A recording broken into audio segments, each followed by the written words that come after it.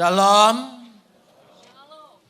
Pagi ini kita akan bersama-sama membaca firman Tuhan yang terambil dari surat Titus pasal 3 ayat 3 sampai ayat 7.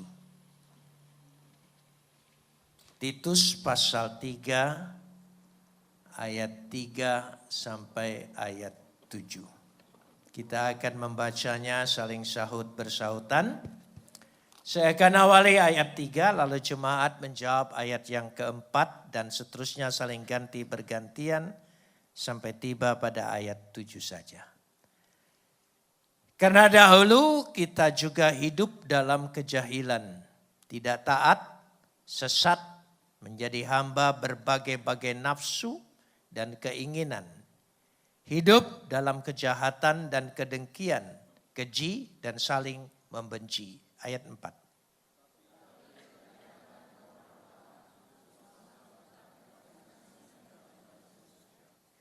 Pada waktu itu Dia telah menyelamatkan kita, bukan karena perbuatan baik yang telah kita lakukan, tetapi karena rahmat-Nya yang oleh permandian kelahiran kembali dan oleh pembaharuan yang dikerjakan oleh Roh Kudus.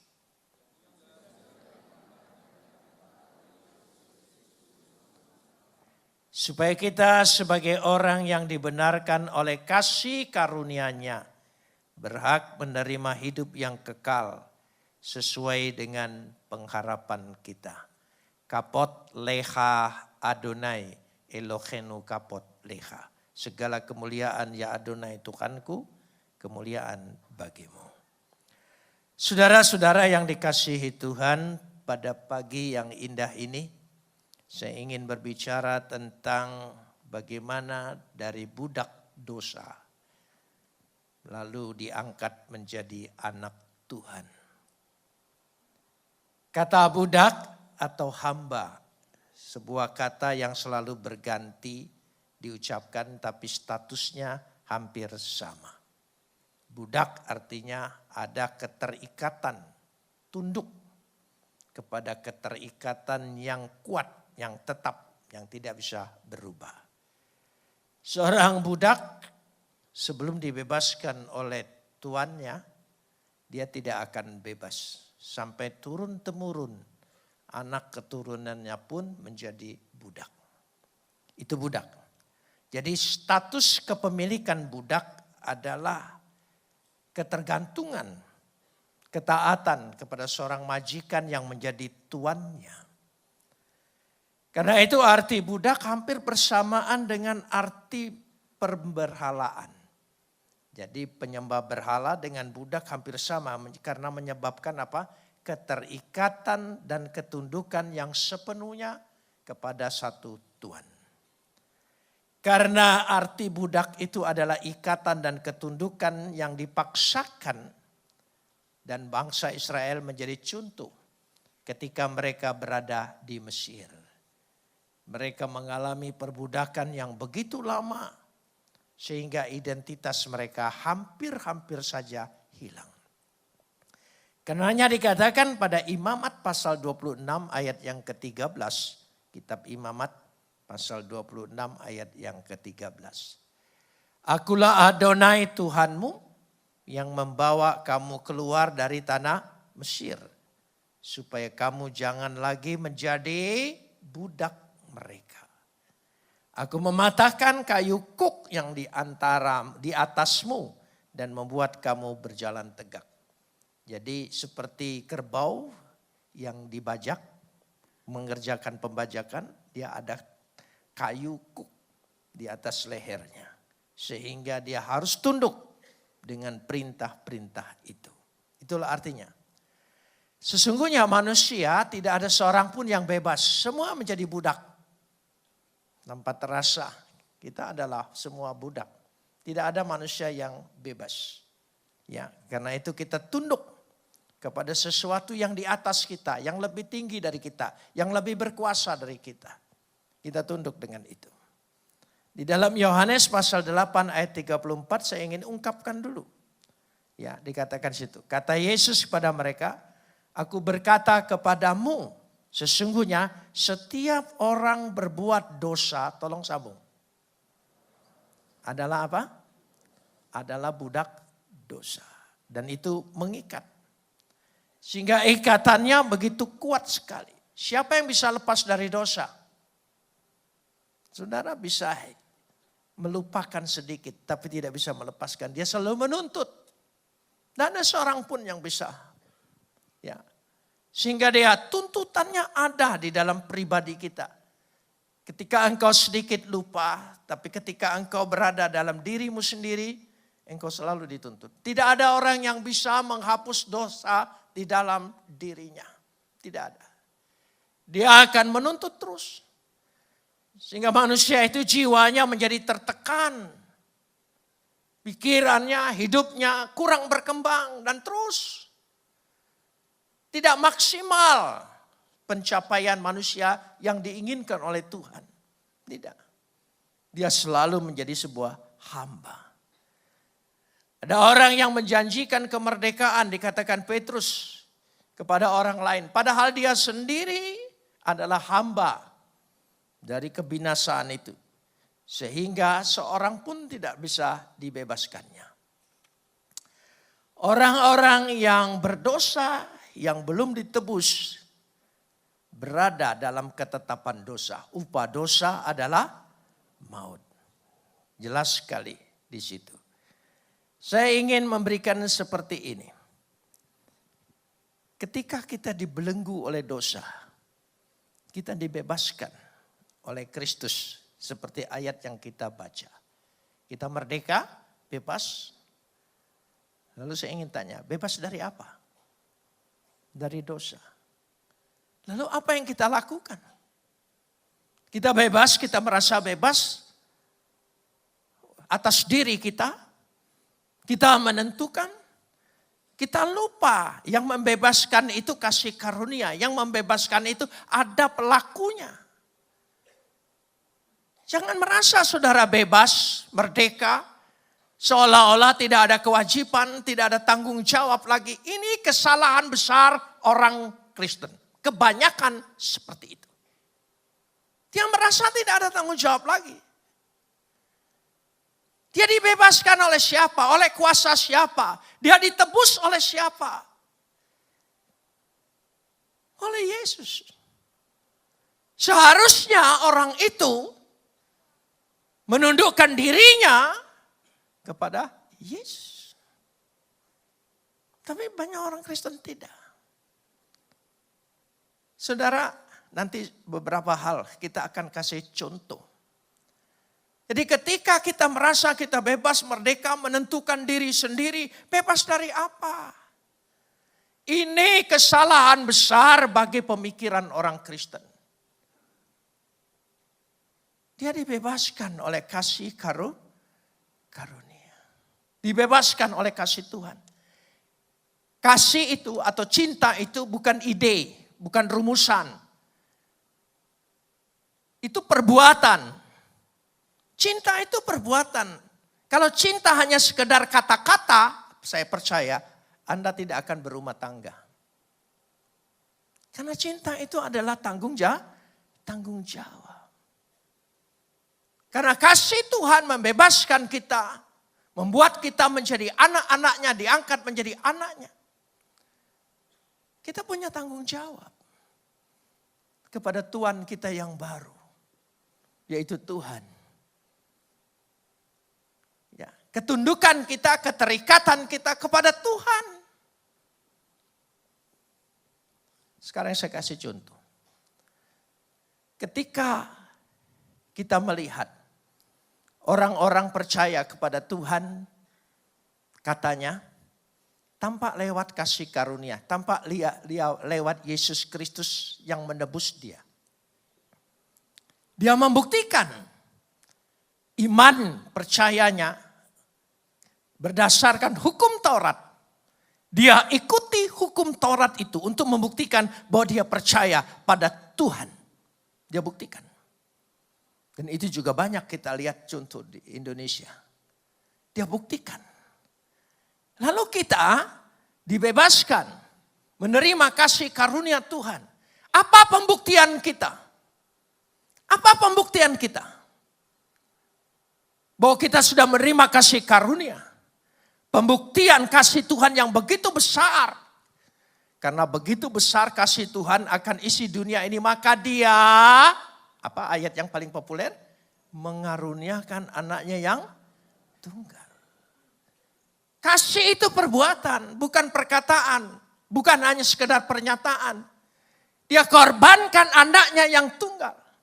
Supaya setiap orang percaya tidak binasa, melainkan beroleh hidup yang. Kata percaya seringkali dia mengerti hanya sebuah pernyataan kata-kata. Bohong. Bukan. Kata percaya pistis pistio adalah perbuatan. Saya kasih contoh supaya memudahkan. Ketika orang taat, percaya, dia percaya dengan Tuhan melalui hukum. Melalui hukum Tuhan, Taurat. Kita percaya kepada Tuhan melalui kasih karunia. Karena Tuhan sudah menebus kita. Itu bedanya. Untuk membuktikan dia percaya kepada Tuhan. Dia ikuti hukum-hukum Tuhan. Dia taati hukum-hukum Tuhan. Semua dia taat. Sampai orang miskin pun. Dia berusaha seumur hidupnya mengumpulkan uang.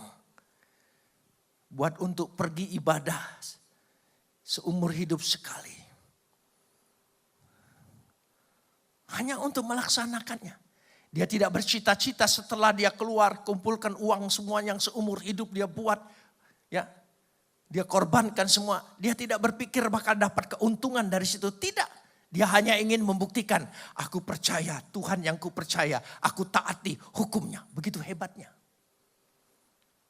Tidak sedikit orang di kampung saya melihat, mewakafkan tanahnya yang kecil buat masjid. Dia ingin membuktikan bahwa dia taat kepada Tuhan melalui hukum Tuhan. Dia lakukan. Sekarang saya balik. Apa buktinya bahwa engkau menerima kasih Tuhan dan mengasihi Tuhan. Dengan segenap hati, dengan segenap jiwa, dengan segenap akal budimu. Kalau engkau kalah pembuktiannya dengan orang yang percaya pada Tuhan lewat hukum. Sekali lagi saya katakan, itu penipuan atas dirimu sendiri. Tidak benar. Harus kasih itu lebih daripada yang lain. Amin. Kasih tidak ada perhitungan. Kalau Taurat hanya 10%, kecil. Kalau kasih, tidak ada hitung-hitungan. Tidak ada batas-batasan. Sepenuh hati, sepenuh jiwa dia serahkan semuanya. Amin. Kasih, pengharapan, dan iman. Yang lebih besar mana? Yang lebih besar mana? Tolong lebih keras mana? Yang lebih besar mana? Kita tahu. Kalau kasih kita sendiri ternyata kecil porsinya. Iman dan pengharapanmu lenyap. Sekarang waktunya. Kita buktikan bahwa kita percaya itu karena kita mengasihi Tuhan. Kasihnya itu yang menyelamatkan. Karena kemerdekaan yang kita terima semata-mata karena perbuatan Tuhan. Dia yang memerdekakan kita. Sehingga contoh ketaatan seperti ini harus jelas. Sebagai contoh yang kedua, ilustrasi. Saya ingin ajak baca Matius 8 ayat 9. Matius pasal 8 ayat yang ke-9. Coba kita lihat bersama. Sebab aku sendiri seorang bawahan. Dan di bawahku ada pula prajurit. Jika aku berkata kepada salah seorang prajurit itu pergi, maka ia pergi. Dan kepada seorang lagi datang, maka ia datang. Ataupun kepada hambaku kerjakanlah ini, maka ia mengerjakan. Itu ketika Yesus menyembuhkan seorang hamba perwira daripada tentara Romawi. Sikapnya seperti itu. Dia kerjakan. Dia pergi. Dia datang. Itu ketaatan. Sehingga dipuji oleh Yesus. Belum pernah aku melihat iman seperti ini di tengah-tengah orang Yahudi, Israel. Luar biasa. Itu arti ketaatan. Coba renungkan. Coba renungkan. Saya ingin kasih contoh. Saya tidak keberatan kita ibadah di bioskop. Bukan tempat yang menentukan. Ya, kita memuji-muji Tuhan, gegap gembita, seluruh musik. Nggak beda dengan konser.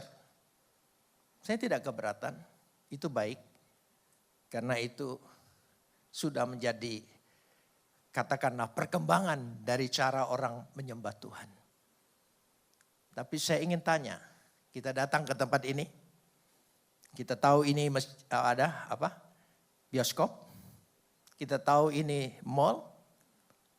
Tapi saudara pergi ke gereja. Saya ingin tanya, apa bedanya? Bahwa kita sekarang berkumpul beribadah, bahwa ini gereja. Kalau yang lain hampir sama semua. Bedanya ketika kita mendengar firman Tuhan. Amin. Ketika firman Tuhan diberitakan, itu tandanya ibadah. Beri kemuliaan bagi dia, itu ibadah.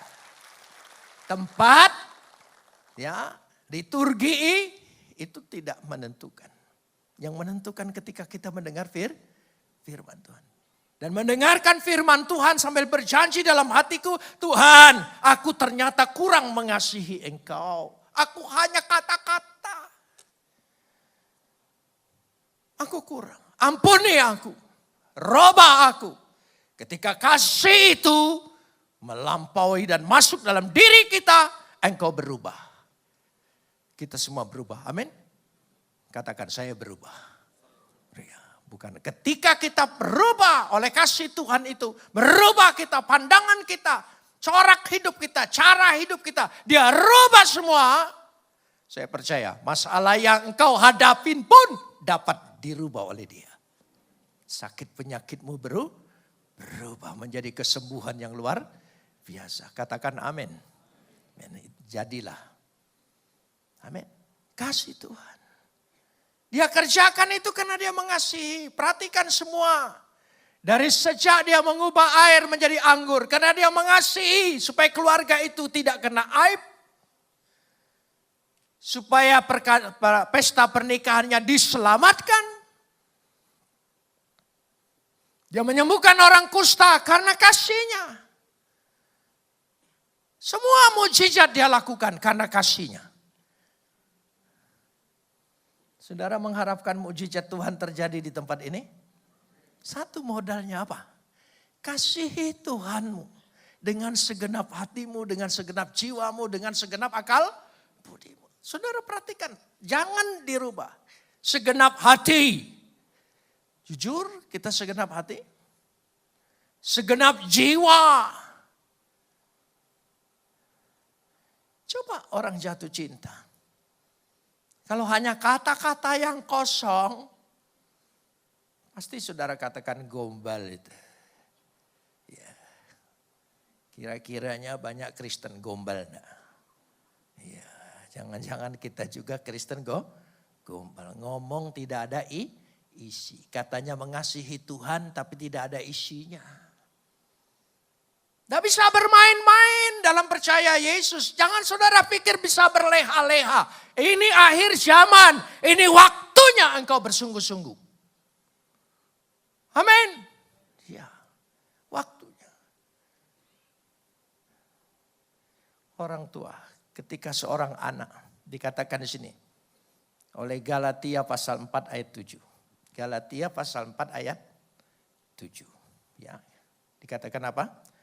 Jadi, coba kita baca bersama. Jadi, kamu bukan lagi hamba. Melainkan apa? Anak. Jikalau kamu anak, maka kamu juga ahli-ahli waris. Dahsyat.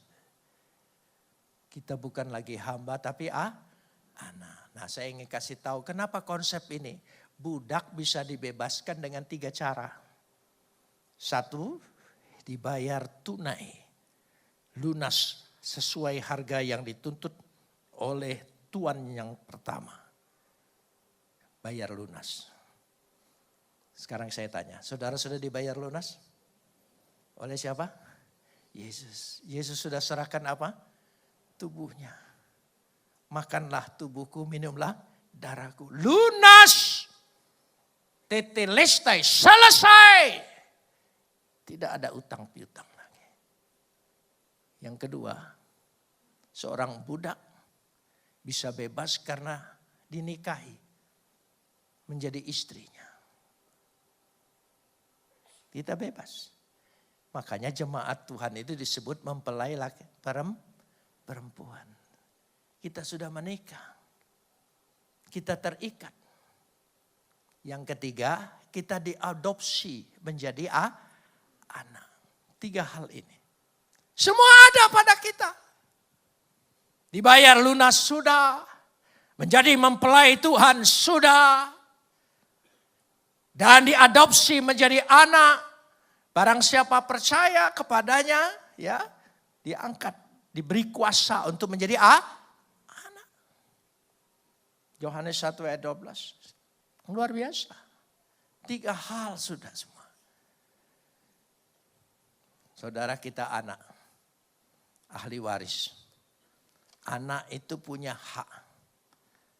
Ahli waris. Masih ingat kisah sebagai ilustrasi? Anak bungsu minta kepada bapaknya. Dia berkata bagaimana? Pulang dari sini tolong baca Lukas 15. Berikanlah kepadaku hak yang aku punya. Ternyata anak itu punya hak. Luar biasa. Anak punya hak. Gampang contohnya. Karena itu kita juga pernah jadi anak. Ya, dalam rumah tangga kita punya anak. Kita tahu anak punya hak. Anak memang tidak terikat aturan seperti pembantu. Anak bebas. Tapi dalam kebebasannya. Apa yang lebih berat bagi anak? Apa yang lebih berat bagi anak? Dia harus mengikuti kehendak Bapak. Kehendak Bapak itu otoritasnya ada pada anak. Dia harus ikuti kehendaknya. Dia tidak bisa mengikuti kehendak dirinya karena dia anak. Dan ketika anak itu mengikuti kehendak bapaknya, bapaknya suka. Dan dia tidak merasa dia jadi budak, tidak terpaksa, kehendak bapak. Karena dia tahu bapaknya pasti berkehendak hal-hal yang baik.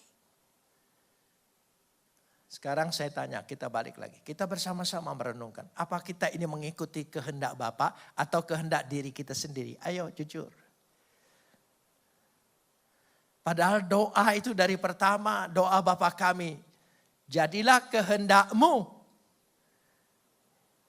di bumi ini seperti di surga. Jadi kehendaknya. Semua berbicara kehendak. Tuhan punya kehendak. Kehendak kita menjadi anak yang sempurna. Anak sesuai dengan rencana Bapa. Anak sesuai dengan keinginan Bapa. Sekarang berkaca pulang dari sini. Apakah engkau dan kita semua ini sudah sesuai dengan keinginan Tuhan? Hidup kita? Jangan-jangan kita masih terikat dengan iblis. Masih terikat dengan dosa.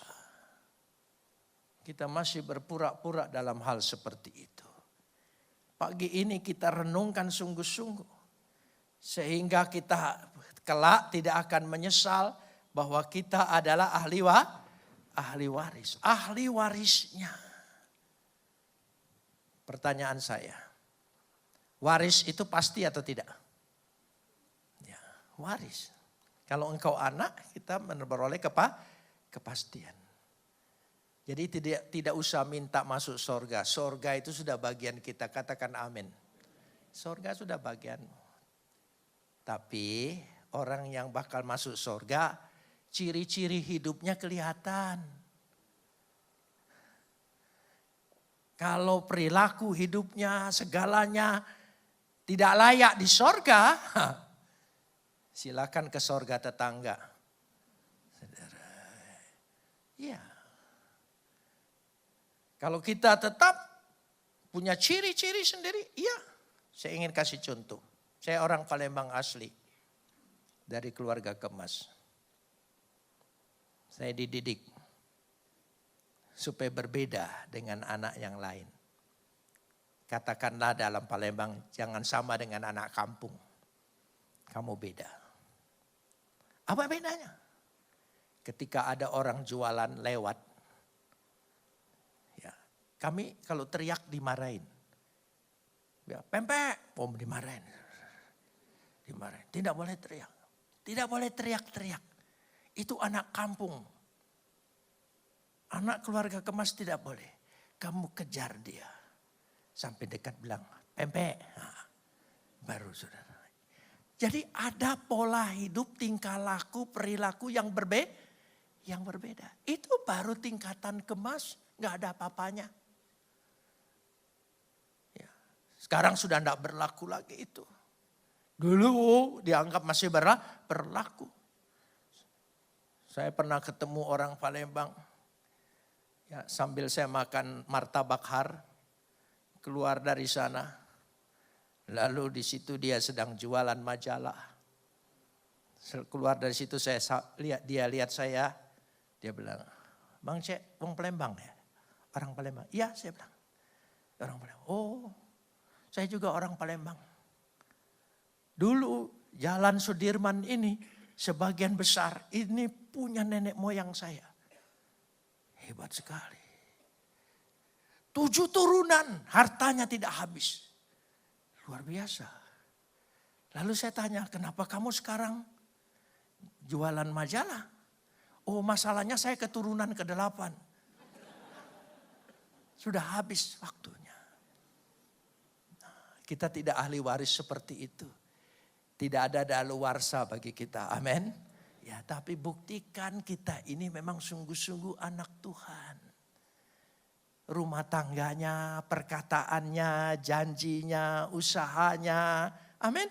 Bukan tidak boleh cari keuntungan, boleh. Tapi jangan menipu. Jangan berdusta. Hati-hati. Maaf, ibu-ibu jangan marah dulu ya. Yang paling pandai berdusta itu wanita. Oh iya. Iya. Makanya wanita paling tidak bisa didustai. Kenapa? Karena dia belajar dusta langsung dari sumbernya. Iblis. Bapak pendusta. Jadi ketika laki-laki mau mendustai dia, kau belajar dusta dari saya, aku belajar dari mbahnya, tahu? Jangan coba-coba. Makanya jangan coba-coba engkau dustain wanita. Amin. Dia pura-pura percaya. Pura-pura itu. Lirikan matanya itu dia tahu engkau ngetik siapa di HP-mu. Oh, hati-hati. Karena dia punya feeling lebih besar. Sebab dia berhubungan langsung. Yang ngobrol langsung. Adam dalam kitab suci tidak pernah ngobrol dengan iblis loh. Yang ngobrol dengan iblis siapa? Ya sudah, jangan marah dulu saudara. Ini Alkitab. Tapi hikmahnya maksudnya, jangan sekali-kali dustai istrimu, dustai kekasihmu, amin. Supaya rezekimu diberkati oleh Tuhan. Kalau rezekimu ternyata banyak ditipu orang, itu karena engkau banyak menipu istrimu. Bertobat. Bertobat, jujur. Pengalaman saya balik lagi pengalaman. Bukan pengalaman saya mendustain istri, bukan. Pengalaman saya di penjara. Saya di penjara 6 tahun. Karena percaya Yesus. 6 tahun. Dari tahun 74 sampai tahun 80. Masa-masa suram. Ya. Dipindahkan di penjara macam-macam. Dari RT M. Budi Utomo pindah ke Cipinang, pindah Kali Sosok, pindah ke LP Cirebon. Kumpul dengan penjahat-penjahat semua. Dan saya tanya satu persatu. Semua perbuatannya. Dan semua rata-rata menyesal. Di balik perbuatanmu dan penyesalanmu, apa yang pernah terjadi? Rata-rata berbicara, saya mendustai ibuku. Saya mengkhianati istriku. Rata-rata semua bersaksi seperti itu. Kalau rata-rata semua seperti itu artinya sebuah bukti. Jangan dustai ibumu. Amin. Hormati ibu bapakmu. Alkitab berkata apa? Sekali lagi, hormati apa? Jangan salah, Alkitab jangan salah tulis. Aslinya itu hormati ibu bapakmu. Tidak pernah hormati bapak dan ibumu. Tidak, ibu dulu. Sebab yang mengandung kita itu ibu, tidak pernah bapak. Ya, yang 9 bulan 10 hari ibu mengandung. Ya, dan dia bawa terus. Tidak ada seorang ibu bilang, saya capek taruh dulu. Nggak bisa saudara. Loh ya.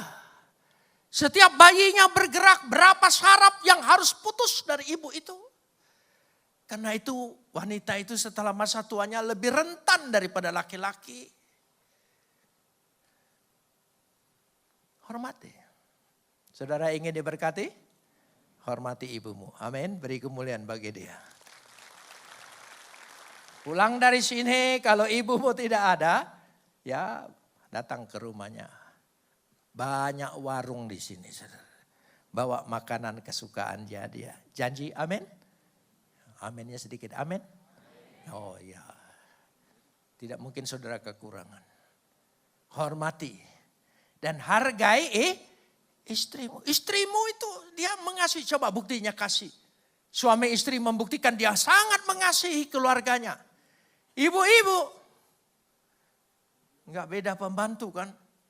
Bangun pagi, masak, siapkan anak sekolah. Wah, dari cuciannya, dari semuanya. Meskipun ada pembantu tapi dia tetap terlibat lebih dulu. Itu ibu. Dia bukan budak. Dia tahu perbuatan dia itu, dia sangat mengasihi keluarganya. Itu bukti. Jadi kasih itu harus ada perbuatan. Ibu-ibu kalau sakit, mana bisa seperti bapak tertidur seharian. Gak bisa, dia harus tetap bangun, dia harus perhatikan anak-anaknya. Dia harus lihat itu semuanya, itu ibu. Amin. Ya, gak usah contoh yang muluk-muluk. Jika engkau mengasihi Tuhan, kasih itu perbuatan. Katakan bersama, kasih itu perbuatan. Sekali lagi. Amin. Buktikan kasihmu kepada Tuhan. Dari melayani dia, dari berserah pada dia, dari patuh dan taat kepada dia. Dengan demikian dikatakan di sini, orang yang menerima kasih karunia itu ya harus membuktikan bahwa begitu besar. Kalau saudara tidak bisa mengasihi Tuhan sebesar apapun karena engkau belum menerima kasih Tuhan. Kalau kita sudah menerima kasih Tuhan, luar biasa. Kita harus lebih daripada orang yang percaya Tuhan hanya lewat hukum. Sementara kita percaya Tuhan lewat pribadi Yesus Kristus yang sudah mati dan bangkit buat saya dan saudara. Beri kemuliaan bagi dia.